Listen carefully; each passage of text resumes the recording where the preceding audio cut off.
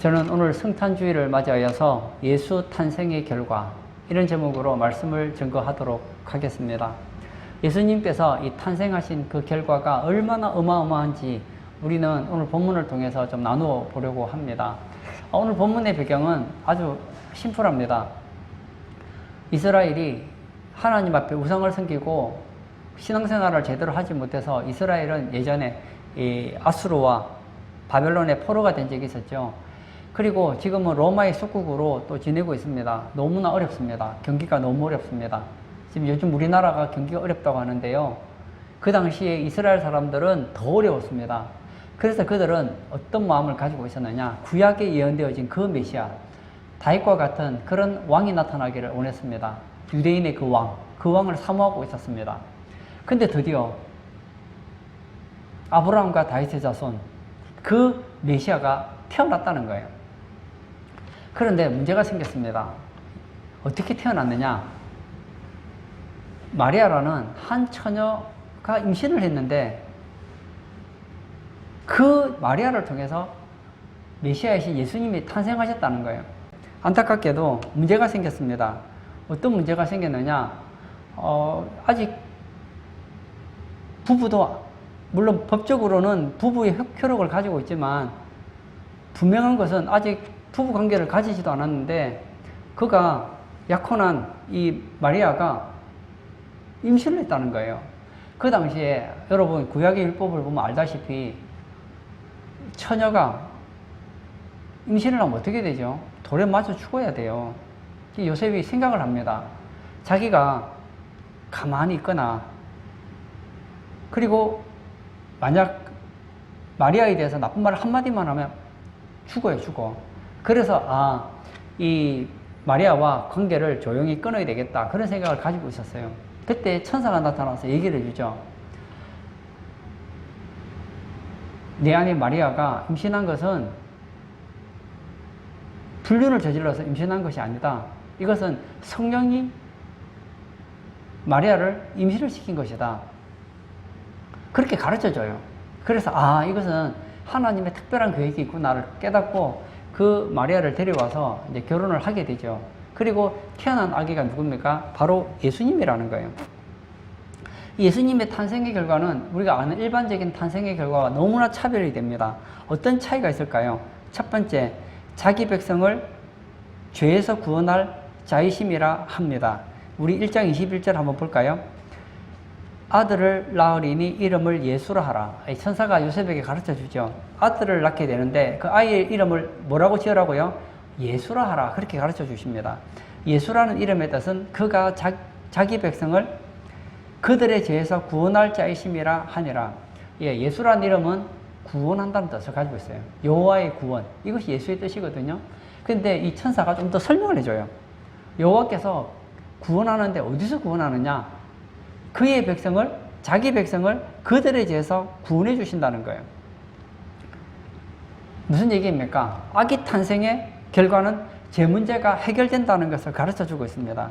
여기서 구원할 자이심이라 할 때 이 사용되어진 단어가 이 소조라는 단어인데요. 이 소조라는 단어는 어떤 뜻을 가지고 있느냐? 구원하다, 해받지 않게 하다, 보존하다 이런 뜻을 가지고 있습니다. 이 예수님께서 태어나셔서 그들의 죄에서 백성들을 구원하긴 하는데 구원한다는 것이 단지 죄에서 구원할 뿐만 아니라 죄로부터 해를 받지 않게 해주시고 그리고 죄 가운데서도 보존해 주겠다는 거예요. 여러분, 예수님이 이 땅에 오신 목적이 무엇입니까? 우리를 죄에서 구원하는 거예요. 뿐만 아니라 죄의 저주에서도 우리를 해받지 않게 해주시고 우리를 죄 가운데서 보존해 주기 위해서 예수님 오셨다는 거예요. 여러분, 우리가 너무너무 잊지 말아야 될 것이 있습니다. 오늘 성탄주의를 맞이해서 저는 우리 성도님들에게 얘기를 하고 싶어요. 많은 분들이 예수님을 믿지요. 다양한 이유로 믿습니다. 어떤 분들은 예수님을 4대 성인 중에 한 사람으로 믿습니다. 예수님은 참 훌륭한 성인이야. 예수님은 훌륭하시죠. 그러나 예수님에 대해서 바로 믿는 게 아니에요. 어떤 분들은 예수님을 정신병자로 생각하는 분들도 계세요. 아니, 본인이 무슨 하나님의 아들이냐? 본인이 무슨 인류의 죄를 해결하느냐. 그리고 예수님을 마치 정신병자로 된 것처럼 생각하시는 분들이 계세요. 그분들은 예수님을 잘 모르는 거예요. 예수님께서 이 땅에 오신 목적이 뭐냐? 죄 문제를 해결하러 오셨다는 거예요. 예수 탄생의 결과는 뭐냐? 죄 문제를 해결하는 것을 잊으시면 안 됩니다. 다니엘서 9장 24절에 보면 다니엘이 바벨론의 포로로 끌려갔을 때 나라를 위해서 기도를 많이 했어요. 기도하던 중에 하나님께서 천사를 통해서 다니엘을 하여금 이스라엘의 역사를 가르쳐 주십니다. 그 역사 중에 70일에 이런 일에 대한 예언을 가르쳐 주십니다. 그 예언에 보면 이런 얘기가 나옵니다. 다니엘서 9장 24절에 이런 말씀이 있어요. 내 백성과 내 거룩한 성을 위하여 이런 이래를 기한으로 정하였나니 이 이런 일에 70일에가 끝나면 어떤 일이 생깁니까? 허물이 그치며 더 이상 사람들이 허물을 짓지 않는데요. 죄가 끝나며 이제 우리 안에 있는 모든 죄 문제 해결돼요. 죄악이 용서되며 영원한 의가 드러나며 환상과 예언이 응하며 무슨 얘기입니까? 70일에가 끝나면 예수님 그리스도로 말미암아서 이 땅에 있는 모든 허물이 그치고 죄가 끝나고 죄악이 용서되고 영원한 의가 드러나게 된다는 거예요. 잊지 마십시오. 예수님 이 땅에 왜 오셨는가? 우리는 다양한 입장에서 생각할 수 있겠지만 잊지 말아야 될 것은 예수님이 이 땅에 오신 목적은 죄 문제를 해결하러 왔다는 거 잊으시면 안 돼요. 하루는 예수님께서 말씀을 전하고 있는데 막 지붕이 막 이상해요. 막 지붕에서 막 먼지가 떨어지고 막 지푸라기가 막 떨어져요. 뭔가 하고 봤더니 어떤 중풍병자가 친구 4명과 함께 예수님께 병을 고쳐달라고 온 거예요.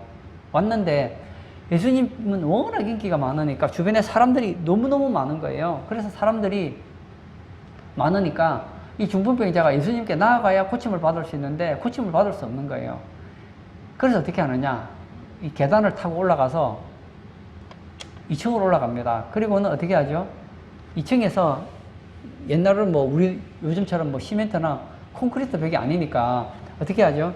이 요즘으로 말하면 그 흙과 그 지푸라기 같은 것으로 그렇게 지붕을 했기 때문에 지붕이 평평하기 때문에 그걸 뜯고 친구를 내려온 거예요. 내려다 준 거예요.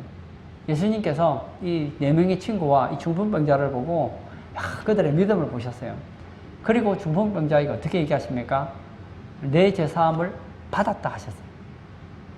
이 사람들이 말하죠. 야, 참남하다.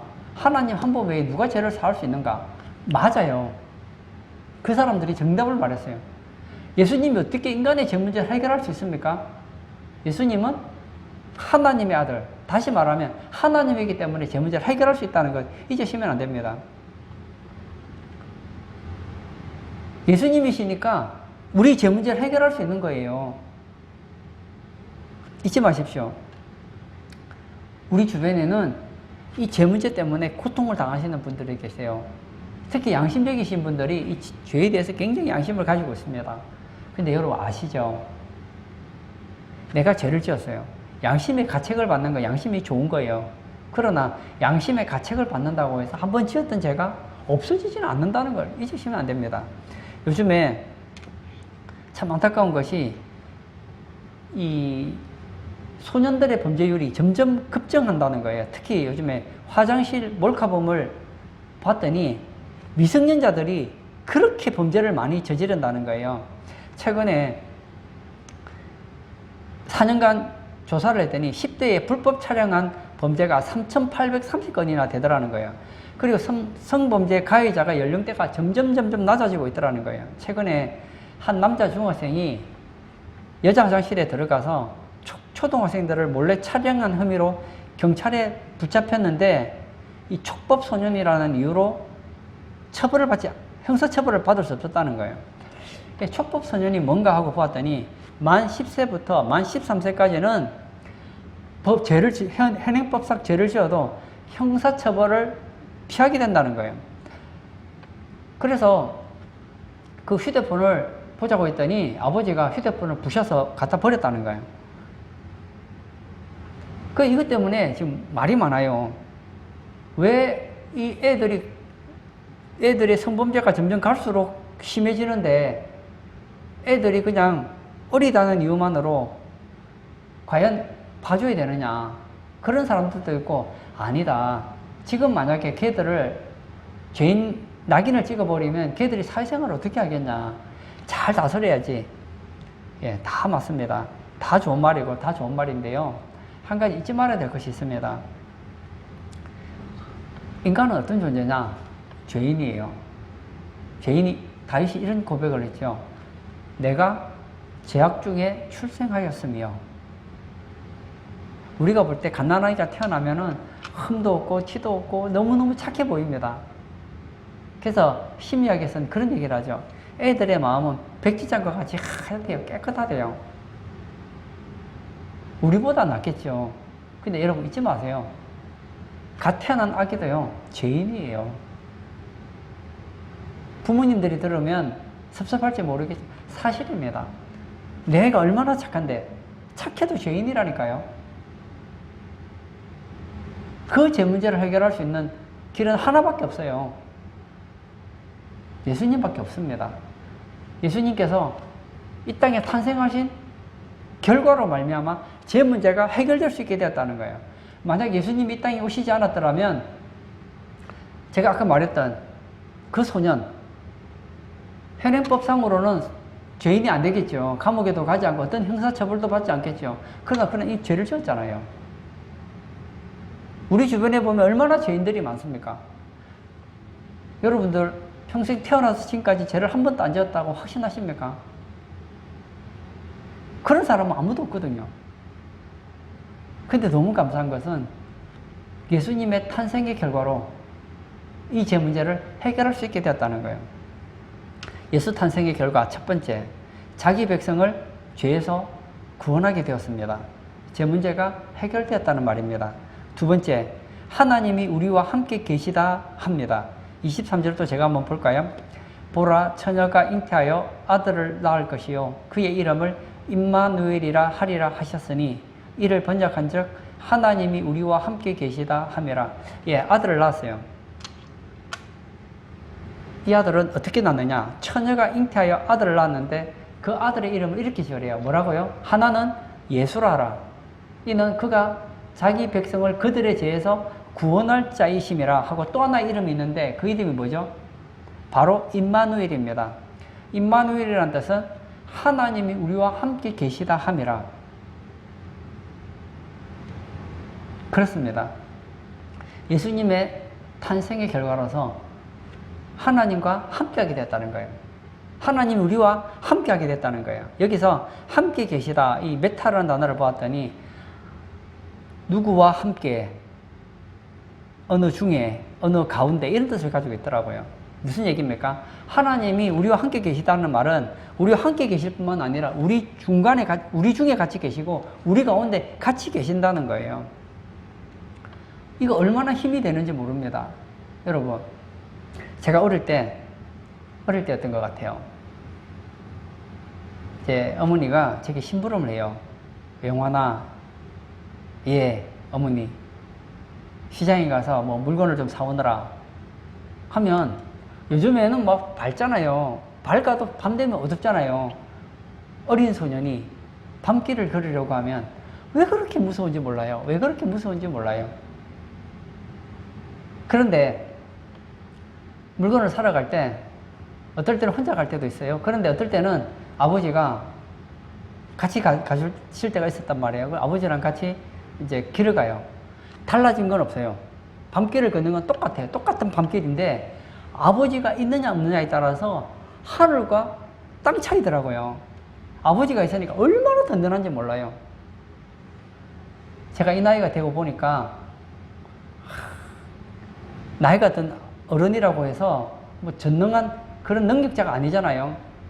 그냥 평범한 아버지 지나지 않아요. 근데 아버지가 함께 있다는 것만으로도 힘이 되더라고요. 어떨 때는 이제 동생한테 심부름을 시켜요. 그러면 동생이 오빠 같이 가. 그래. 그러면 같이 가자 하고 가요. 솔직히 나도 무서워요. 밤길을 걸으려면 나도 무서워요. 그런데 동생이 나랑 같이 걸으면 든든한가 봐요. 난 힘도 없는데, 능력도 없는데. 여러분, 누군가가 나와 함께 있다는 것만으로도 이렇게 힘이 된다면 전능하신 하나님, 전지하신 하나님, 무소부시하신 하나님, 그 하나님이 우리와 함께 계신다면 얼마나 힘이 되겠습니까? 우리와 함께 계시고 우리 가운데 거하신다면 얼마나 힘이 되겠느냐고요. 창세기에 보면 요셉 이야기가 있죠. 요셉이 형들의 시기를 받아서 이스마엘 상인에게 팔려서 보디발 장군 집에 포로로 노예가 되죠. 그리고 거기서 노예 생활을 하게 됩니다. 얼마나 힘들겠습니까? 그런데 요셉은 다른 노예랑 차이가 있었어요. 성경에 보니 이렇게 얘기를 해요. 여호와께서 요셉과 함께 하심으로, 하나님이 다른 사람하고 함께 하지 않았어요. 그런데 요셉과는 함께 해주셨어요. 함께 하심으로 그가 형통한 자가 되었다. 그렇게 성경은 얘기하고 있습니다. 보세요. 전능하신 하나님이 요셉과 함께 하니 형통한 자가 될 수밖에요. 근데 구약 성경을 잘 보세요. 구약 성경에는 하나님께서 어떤 특별한 사람, 예를 들면 뭐 요셉이라든지 에녹이라든지 뭐 아브라함이라든지 다윗이라든지 뭐 이런 특별한 사람에게만 함께 하셨어요. 선지자들 뭐 이런 사람들하고만 특별히 함께 했잖아요. 그런데 예수 탄생의 결과로서 이제는 누구든지 예수를 믿기만 하면 하나님과 함께 한다는 거예요. 얼마나 감사합니까? 마태복음 28장 20절에 이런 말씀이 있습니다. 볼지어다 내가 세상 끝날까지 너희와 항상 함께 있으리라. 예수님이 누구십니까? 하나님 아니에요. 하나님 우리와 함께 계시겠다는 거예요. 좋지 않습니까? 저는요, 하나님이 나와 함께 계신다는 게 이게 얼마나 든든하고 힘이 되는지 모릅니다. 저는 요즘에 이 경기가 너무 어렵고 힘들다고 하잖아요. 저도 환경을 보면은 때때로 좀 힘들고 낙심될 때가 있어요. 근데 저는 요즘인 것 같아요. 옛날과 약간 달라진 게 하나 있는 것 같아요. 요즘에 저는 환경을 잘 안 보려고 해요. 그럼 대체 넌 뭘 보냐? 저는 하나님을 보려고 해요. 내 눈에는 하나님이 보이지 않아요. 귀에 하나님 음성 소리도 들리지 않고 손에 하나님이 잡히지도 않아요. 그렇지만 저는 한 가지 아는 것이 있습니다. 하나님은 나와 함께 계신다. 하나님이 나와 함께 계시면서 나를 보호해 주시고 나를 지켜주시고 나를 인도해 주신다는 확신이 있으니까 세상 사는 게 두렵지 않더라고요. 예를 들어서 이런 불경기인데 뭐 그런 일은 없겠습니다만 예를 들어서 삼성의 한 사장님이 제게 찾아왔어요. 목사님, 제가 목사님과 함께 하겠습니다. 목사님이 어렵고 힘든 일이 생기면 제가 도와드리겠습니다. 얼마나 힘이 되겠어요? 얼마나 힘이 되겠어요? 삼성의 사장님 한 분이 그런 얘기를 해도 제가 얼마나 든든하겠어요? 그런데 그 사람과 비교되지 않는 전능하신 하나님께서 내가 너와 함께 하겠다는 거예요. 놀라지 말라. 나는 너의 하나님이 됨이라. 야, 하나님이 나의 하나님이 되세요. 함께 계시는데 어느 정도로 함께 계시느냐? 아저씨처럼 함께 계시는 게 아니에요. 예수님 믿으면요, 하나님 자녀가 돼요. 하나님은 나의 아버지로서 나와 함께 계신단 말이에요. 얼마나 든든합니까? 육신의 부모님이 있는 것만 해도요, 그렇게 든든하던데, 이 천지를 창조하신 전능하신 하나님이 나와 함께 계시니 든든할 수밖에요. 요셉은 하나님과 함께 있기에 어떤 사람이 되었습니까? 형통한 자가 되었습니다. 여러분도 마찬가지예요. 하나님이 함께 하시면요, 여러분이 하나님 인도를 받기만 하면 여러분의 미래는 어떤 미래가 되느냐? 형통한 자가 됩니다. 내가 생각하는 형통한 자가 되는 것이 아니고 하나님 보시기에 가장 좋은 인생을 살게 된다는 거예요. 그러므로 오늘 성탄절을 맞이하여서 한번 좌우를 둘러보세요. 눈에는 보이지 않지만 하나님이 나와 함께 계신다. 대단한 거 아닙니까? 예수 탄생의 결과 첫 번째, 자기 백성을 죄에서 구원합니다. 세 번째가 해결되었다는 거예요. 예수 탄생의 결과. 두 번째, 하나님이 우리와 함께 계시게 됩니다. 하나님과 함께 하게 된다는 거예요. 세 번째, 하나님이 기뻐하신 사람들 중에 평화로다 합니다. 예, 누가복음 2장 14절 또 한번 볼까요? 지극히 높은 곳에서는 하나님께 영광이요, 땅에서는 하나님이 기뻐하신 사람들 중에 뭐라고요? 평화로다. 예, 하나님이 기뻐하신 사람 중에는 뭐가 있느냐? 평화가 있다는 거예요. 예수님께서 이 땅에 탄생하신 그 결과로 이 땅에 뭐가 있느냐? 하나님이 기뻐하시는 사람들 중에는 뭐가 있느냐? 평화가 있다는 거예요. 참된 평화를 누리게 되었다는 것입니다. 제가 이 평화라는 단어를 찾아보았더니 평화 이런 단어도 있지만 복지, 번영 이런 뜻도 있더라고요. 저는 처음에 이 평화라는 단어가 평화로다 할 때 그냥 평화로워지는구나 라고만 생각했는데 복지와 번영과도 연관이 되더라고요. 생각해 보세요. 실제로요, 우리나라는 원래 기독교 국가가 아니었어요. 지금도 물론 기독교 국가는 아니지만 예수 믿는 사람들이 많아졌죠. 조선시대 때 보세요. 양반의 특별한 사람들을 제외하고는요, 거의 무시를 당했어요.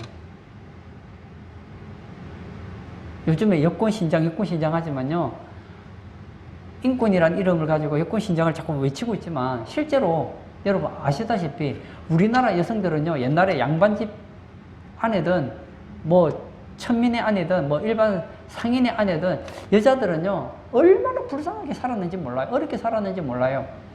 그런데 이 여성의 인권이 왜 이렇게 강해졌느냐? 예수 믿는 사람들 때문이에요. 예수를 믿는 사람들은 사람을 어떻게 대하느냐? 사람 위에 사람 없고 사람 밑에 사람 없다. 모든 사람은 하나님이 사랑하시는 사람이다. 이런 의식을 가지고 있어요. 그래서 기독교가 들어가면 양반과 속된 말로 상놈이 없어지는 거예요. 양반과 노예가 없어지는 거예요. 시간 문제인 거예요. 처음에는 기독교가 들어가지 않는 나라에서는 여자가 얼마나 무시를 당했는지 몰라요. 그리고 사람을 얼마나 차별했는지 모릅니다. 그러나 기독교 정신을 가지고 예수를 믿는 사람들이 복음을 깨닫고 나서 들어가면요, 그 사회가 어떻게 되느냐? 복지국가가 돼요. 지금 보세요. 전 세계에서 지금 여성의 인권이 좋은 나라를 보세요. 대부분 다 기독교 국가예요. 그리고 실제로 복지가 좋은 나라가 어느 나라냐? 어떤 나라입니까? 다 기독교 국가예요. 왜냐? 우리는 하나님께서 우리에게 어떤 마음을 주셨느냐? 예수를 믿고 나면 하나님께서 하나님 마음을 부어주세요. 성경에 하나님은 나는 고아와 과부의 아버지다 그러셨어요. 그래서 예수님의 마음을 가지게 되면 가난한 자, 약한 자를 도와주고 싶은 거예요. 그래서 지금 좀 정말 안타깝지만 세상에서 교회를 그렇게 욕하지만 지금 우리나라에서 가장 구제활동을 많이 하고 복지활동을 많이 하고 어렵고 힘든 사람을 가장 많이 돕는 곳이 어디냐? 교회예요. 제가 어떤 한 집사님과 대화를 나눈 적이 있었는데 이 집사님이 학교 다니지 못하는 사람들을 데리고 이제 공부도 가르쳐주고 이렇게 해서 학교를 뭐 대학도 가게 도와주고 그랬다는 거예요. 그래서 KBS에서 취재를 했다는 거예요. 그래서 얘기를 했죠. 당신은 어떻게 해서 이런 일을 하게 되었습니까? 예수를 믿고 예수님의 마음을 가지니 그렇게 되었다 했는데 실제로 방송에 나갔을 때 그런 얘기는 싹 다 빼고 그냥 휴머니즘으로 다 방송에 내보내더라는 거예요. 여러분, 저도 잘은 모르지만 방송에 나와 있는 사람들 중에서 어렵고 힘든 사람들의 그 복지를 위해서 노력하는 사람들을 보면요, 상당히 많은 사람들이 예수 믿는 사람이랑 잊으시면 안 됩니다. 그뿐만이 아니에요. 보세요. 내 자녀가 어려움을 당하면 부모는 도와주고 싶잖아요. 하나님의 자녀가 있는 그곳에 하나님께서 은혜를 베풀어 주세요. 레위기 26장 6절에 보면 이런 말이 있어요. 내가 그 땅에 평화를 줄 것인즉 너희가 누울 때 너희를 두렵게 할 자가 없을 것이며 내가 사나운 짐승을 그 땅에서 제할 것이요 칼이 너희의 땅에 두루 행하지 아니할 것이며 너희의 원수들을 쫓으리니 그들이 너희 앞에서 칼에 엎드러질 것이라. 무슨 얘기입니까? 하나님께서 그 땅을 지켜주시겠다는 거예요. 실제로 보세요. 잘 사는 나라들 보면 대부분 다 기독교 국가예요.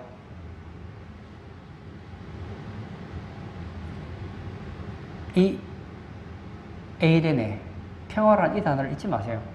평화라는 것은 막힌 것이 뚫어지는 거예요. 우리는 원래 하나님과 평화하지 못했습니다. 하나님과 우리는 그냥 가까운 이웃이 아니었어요. 본질상 우리는 하나님과 원수였습니다. 하나님과 원수인 우리가 하나님 안에서 하나가 되었습니다. 인간과 인간과의 관계는 어땠습니까? 원래요, 인간은요, 조금만 잘나면요, 어떤 마음이 있느냐, 마치 자기가 신이라도 된 것 같은 생각을 가지고 있어요. 그래서 권력을 가지면 꼭 사람들을 자기 밑에 노예로, 종으로 부립니다. 힘없는 자를 무시하고 괴롭혀요. 그런데 이 복음이 들어가면 예수님의 마음을 가지게 되면, 하나님 마음을 가지게 되면 어떻게 하죠? 사람을 사랑하게 되는 거예요. 나보다 못한 자를 보면 불쌍히 여기고 긍휼히 여기고 도와주는 거예요. 난 어떻습니까? 여러분, 자기가 자기 얼굴을 보고 만족하는 사람은 극히 드문 것 같아요. 자기가 자기를 보면요, 만족하는 사람이 별로 없어요. 저도요, 제가 어릴 때부터 교회를 다녔잖아요. 다녔음에도 불구하고 저도 제가 죄를 보니까 만족이 안 되더라고요. 나는 키가 이렇게 작은가? 내 마음 같아서는 내가 하나님께 키가 185가 되게 해달라고 그렇게 기도했거든. 170도 안 되잖아요. 그리고 내가 생각하는 신영화는 이런 내가 아니거든요. 지금도 제 얼굴을 보세요. 머리가 이렇게 벗겨지고, 인간적으로 보면 뭐 마음에 들겠어요? 그러다 보니까 제가 저를 보면서도 제가 마음에 안 드는 거예요. 그런데 제가 바뀐 것이 있습니다. 하나님께서 내가 좋대요. 내가 어느 정도로 소중한 존재냐? 예수님께서 나를 위해 십자가에 죽을 만큼 내가 소중한 존재라는 거예요. 그걸 알고 나니까요, 나와 나 사이에 막힌 담이 풀어진 거예요. 예수님의 탄생의 결과로 우리는 하나님과 합평하게 되었고, 이웃과 합평하게 되었고, 나와도 합평하게 된 거예요. 가정도 마찬가지예요. 아내랑 남편이 왜 싸웁니까? 남편은 내가 더 잘났다는 거예요. 아내는 내가 더 잘났다는 거예요. 여러분, 서로가 잘난 사람끼리 있으면 반드시 충돌이 일어나게 돼 있는 거예요. 부모는 내가 잘났다 그러고 자식은 내가 잘났다 그러면 그 가정은 하나가 되지 않아요. 예수의 마음이 들어가면요, 잘난 사람은 잘난 대로, 못난 사람은 못난 대로 서로 화평하게 된다는 거예요. 평화를 가지게 된다는 거예요. 그뿐만 아니라 하나님께서 은혜를 베풀어 주셔서 우리의 위기 가운데서도 하나님께서 우리에게 번영을 약속해 주신다는 거예요. 성경에 보면 이 다니엘이라는 한 소년이 바벨론의 포로로 잡혀간 적이 있었죠. 거기서 총리가 되었지만 주변의 사람들이 얼마나 그를 시기하는지, 저 인간을 죽이고 싶다. 근데 아무리 찾아도 옛말에 털어서 먼지 안 나는 사람이 없다는데 이 다니엘은 털어서 먼지도 안 나요. 그래서 보니까 신앙이 너무 좋아요. 저 다니엘을 잡으려면 그가 믿는 하나님과 연결을 시키지 않으면 안 되겠구나. 그래서 다리오 왕에게 얘기를 하죠. 왕이시여, 조서를 내려서 한 달 동안은 다른 신에게 뭐 기도를 하든 뭐 예배를 하든 뭘 하지 못하도록 그렇게 좀 왕께서 좀 이렇게 인장을 찍어 주셨으면 좋겠습니다. 그래서 뭐 그러지 하고 찍었는데 다니엘이 걸린 거예요. 그래서 어떻게 됩니까? 결국 사정권에 들어가잖아요. 근데 하나님께서 어떻게 하셨습니까? 그 가운데서 지켜주시잖아요. 왜냐? 하나님의 아들이니까, 하나님이 사랑하는 자니까 지켜주시잖아요. 오히려 다니엘이 고레스 왕 때까지 얼마나 총리로서 많은 일들을 행했던 것을 우리는 보게 되잖아요.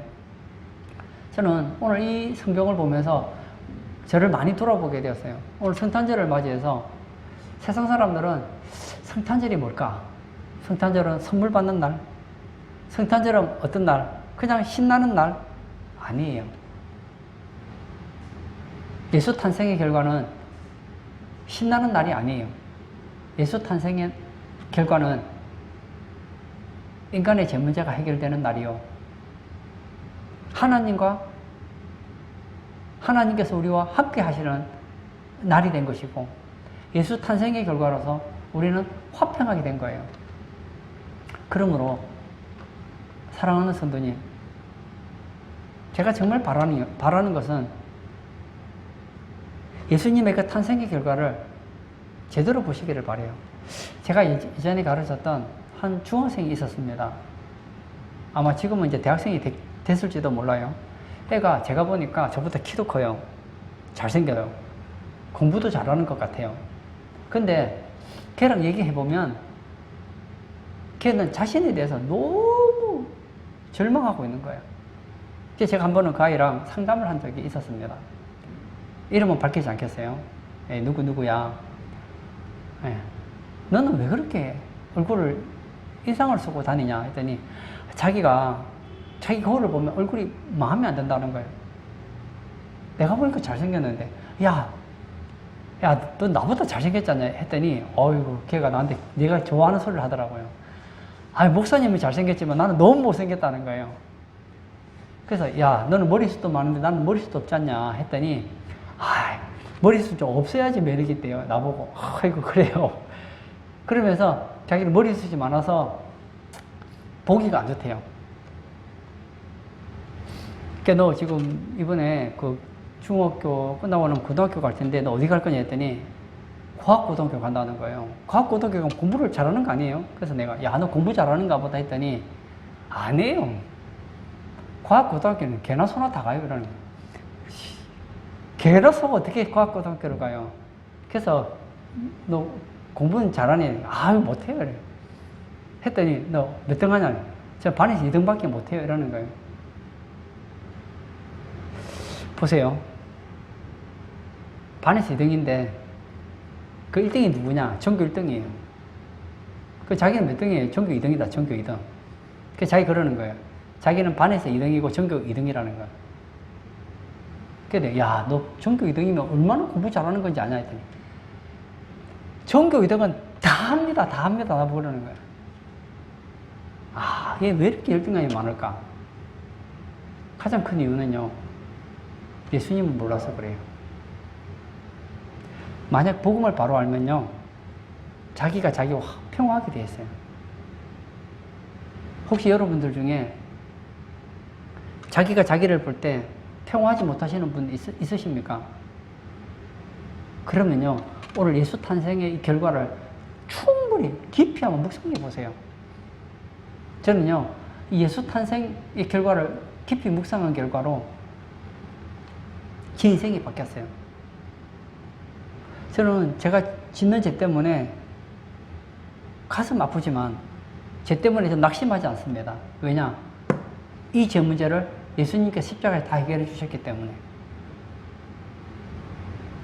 저는 세상 사는 게 두렵지가 않습니다. 내가 잘나서가 아니에요. 하나님이 나와 함께 하시기 때문에. 그리고 저는 평화합니다. 왜냐? 땅에서는 그의 기뻐하심을 입은 모든 사람 중에 평화가 있기 때문입니다. 여러분, 하나님이 기뻐하시는 사람들 중에는 뭐가 있느냐? 평화가 있습니다. 하나님과 평화하고, 이웃과 평화하고, 자신과 평화하고, 자기가 하는 모든 일 가운데 하나님께서 평화를 부어주신다니까요. 오늘 예배 참석하신 사랑하는 성도님, 예수님 믿는 것을 하나의 이론으로 생각하지 마세요. 이건 이론이 아닙니다. 실제 사건이라는 거예요. 결론을 짓고자 합니다. 예수 탄생의 결과, 첫 번째, 자기 백성을 죄에서 구원합니다. 예수님이 이 땅에 탄생하셨기에 탄생한 그 결과로 우리는 죄 문제를 해결할 수 있게 되었습니다. 두 번째, 하나님이 우리와 함께 계시게 됩니다. 예수님께서 이 땅에 탄생하신 그 결과로 말미암아 우리는 하나님과 함께하게 되었습니다. 세 번째, 하나님이 기뻐하신 사람들 중에 평화로다. 예수님이 이 땅에 오심으로 인하여서 우리에게 참된 평화가 있습니다. 내가 너에게 주는 기쁨은 세상이 주는 것과 같지 않다 말씀하셨어요. 오늘 메리 크리스마스 아닙니까? 즐거운 성탄 아닙니까? 오늘 성탄주의를 맞이하여서 예수님의 이 탄생하신 그 결과를 한번 깊이 묵상하시고 죄에서 자유하시고 하나님과 관계가 회복되시고 정말 하나님께서 기뻐하시는 사람들 중에 부어주시는 그 평화가 저의 평화요 오늘 예배 참석하신 우리 모든 성도님들의 평화가 되시길 주의 이름으로 축복드립니다. 아멘. 이 시간 한번 같이 기도하기를 원합니다. 예수님이 이 땅에 왜 탄생하셨을까요? 우리에게 가장 좋은 선물을 주기를 원하기 때문입니다. 가장 좋은 선물은 무엇입니까? 아이패드요? 아닙니다. 좋은 차요? 아닙니다. 제 문제가 해결되는 거예요. 우리에게 제일 좋은 선물이 뭔지 아세요? 하나님과 함께 하는 거예요. 우리에게 제일 좋은 선물이 뭔지 아세요? 참된 평화를 누리는 거예요. 그 참된 평화가 예수님의 탄생의 결과로 우리에게 주어졌습니다. 이 시간 기도할 때 주님, 우리가 정말 죄에서 자유하고 하나님과 친밀하고 하나님이 기뻐하신 중에 부어주신 이 참된 평화를 날마다 누리는 복된 성도 되게 해달라고 우리 다 같이 기도하도록 하겠습니다.